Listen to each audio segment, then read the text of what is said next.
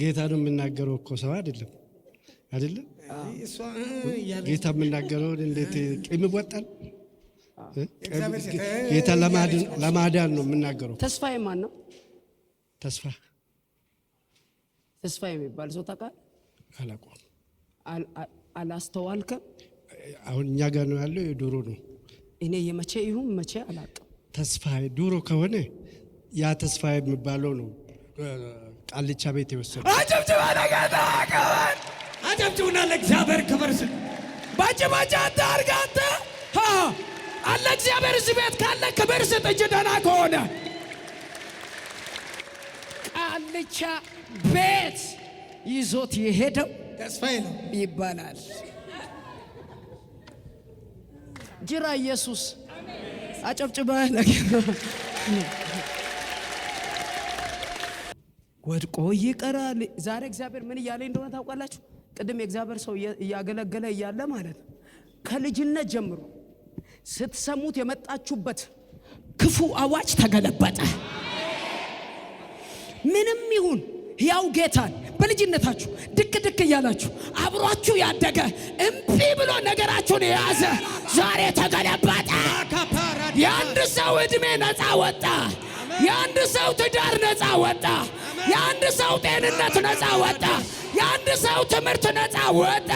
የአንድ ሰው ፌሎሺፕ ነፃ ወጣ። እግዚአብሔር ወርድ ባይወርድ ተናግሮኛል። ምክር ፈረሰ፣ እርግማን ፈረሰ።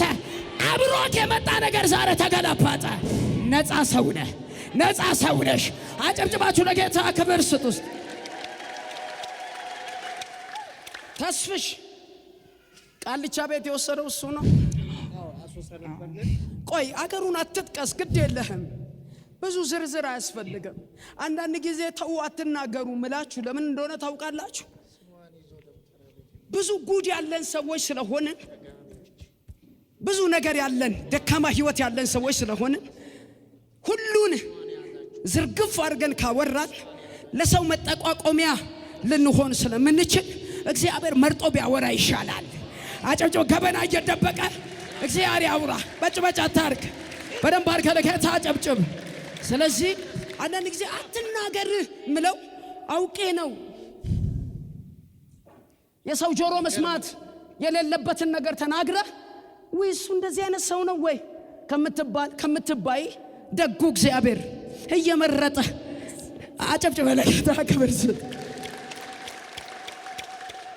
ስለዚህ ከተስፋዬ ተቀነባብሮ ባንተ ህይወት ላይ አሁን ላለህበት ለተመሰቃቀለ ልክ ያይደለ ረፍት ለሌለበት ህይወት በር እንዲከፈት ያደረገውን መርገም እግዚአብሔር ዛሬ ሰብሮታል። አሜን። ስለዚህ ተስፋዬ ቃልቻ ቤት ይዞት የሄደ በር የከፈተለት ሰው ነው። ልክ ነው አይደል?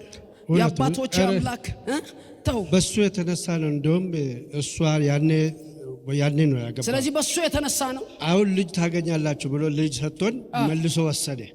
ልጁን ገደለብን። ከዛ በኋላ ተናድጄ ነው ቸርቸርኩ። ከዛ ቀን ጀምሬ ማለት። ስለዚህ አሁን ተስፋዬ ነበር። ተስፋዬ ነው የዛ አጨብጭበ ባጭባጭ አታርግ። አንተ ካጨበጨብክ ለጌታ በደንብ